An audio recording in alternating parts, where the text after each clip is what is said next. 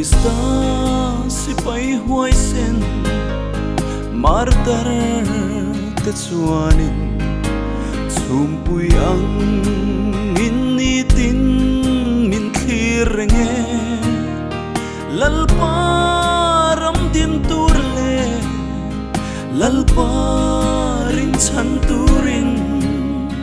man mo ruti in min aure thi thinga irong bol turin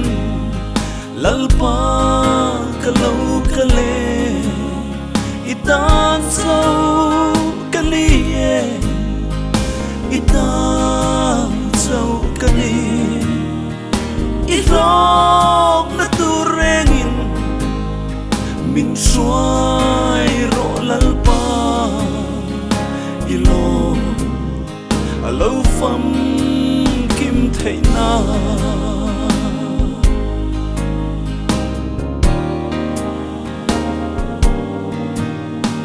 du dan le tum dan po soi thei lovin lalpana fat chu roi zele khale ram rila o vak vain omma se khamwa nai no an khadareng ti thi thinga irong bol turin lalpa kalau kale itan so kaliye itan so kali irong na turengin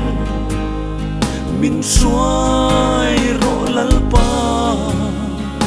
ilo alo fam kim thei na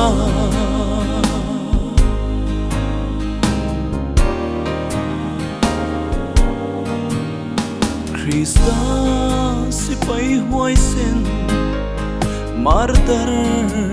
te chuanin chumpui ang inni tin min thlir nge lalparam din turle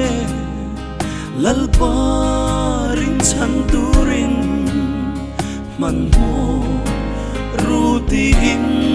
min aure nge